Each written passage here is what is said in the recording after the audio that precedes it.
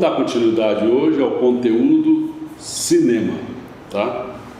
E vamos falar sobre o tema, dar continuidade ao tema chamado Visionários, que vai de 1912 a 1931.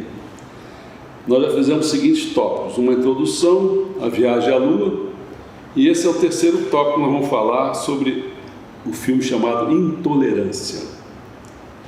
Então, desde o berço do perpétuo balançar. Bom, um dos filmes... Bom, vamos falar sobre aquele negócio que eu acho que é bom sempre falar isso. Seria... eu acho bom eu já falar isso de antemão. Seria o seguinte: quando eu falar traveling, é todo movimento de câmara em que esta câmara realmente se desloca no espaço, em posição aos movimentos de panorâmica, nas quais a câmara apenas gira sobre o seu próprio eixo sem se deslocar. Então, uma coisa é a câmera fazer isso, outra coisa é a câmera só fazer isso, tá certo? Outra coisa é o close-up. É um tipo de plano caracterizado pelo seu enquadramento fechado, mostrando apenas uma parte do objeto ou assunto filmado. Por exemplo, meu rosto aqui. Se fechasse ele aqui, só no rosto, e não mostrando mais essas partes que toda deve ter por aqui, tá certo? Isso é um close-up.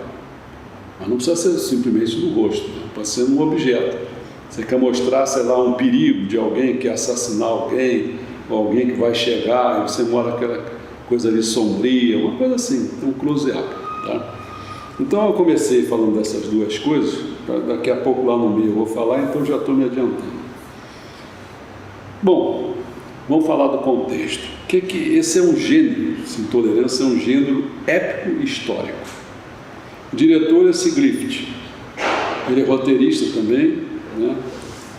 E o que foi feito antes de 1916 que foi importante? Bom, em 1914, o italiano Giovanni Pastrone dirige Cabiria, longa-metragem épico pioneiro. Em 1950, esse é um famoso que o Griffith fez, que é o Nascimento de uma Nação. Muito interessante esse filme. É o primeiro longa dos Estados Unidos, mas provoca controvérsia por seu conteúdo racista. Por isso que é importante ver esse filme, né? Depois de 1916, tivemos 1931. Foi a última realização desse Griffith, que é seu segundo filme falado, né? Ele fracassa na bilheteria. É uma história semi-autobiográfica de luta contra o alcoolismo. Bom, Griffith foi nascido em uma fazenda no Kentucky, em 1875, né? Ele tinha 10 anos quando seu pai morreu, deixando a família na pobreza.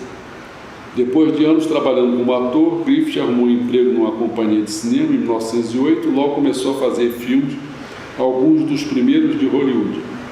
Abriu empresa própria para realizar o Nascimento de uma Nação, cujo racismo causou protesto e tumulto. Griffith fez cerca de 500 filmes,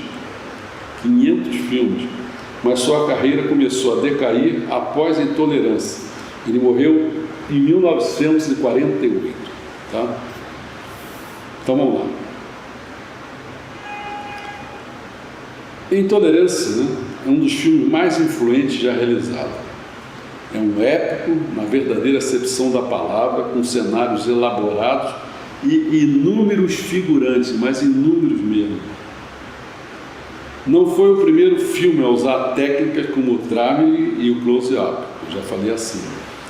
Mas o diretor Griffith aproveitou-as com tamanha maestria que muitos o consideram o pai do cinema moderno. O filme nasceu controverso. A produção anterior de Griffith, de 1915, que é o Nascimento de uma Nação, foi o primeiro longa-metragem feito nos Estados Unidos. Suas técnicas inovadoras prenunciavam as de intolerância. O filme fez sucesso, mas foi criticado por muito devido ao racismo aberto em favor da escravidão da Ku Klux Klan.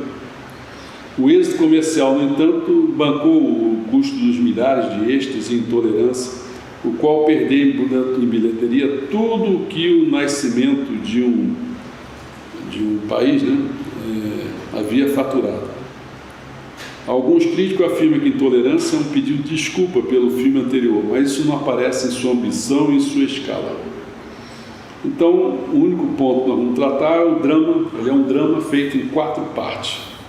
São 4 histórias de intolerância cobrindo 3 milênios. 4 histórias cobrindo 3 milênios. Se entrelaçam cada uma delas, quer dizer, cada uma das histórias, né? Em cor diferente no filme. Interessante, né? Elas se ligam pela imagem onipresente de uma mãe.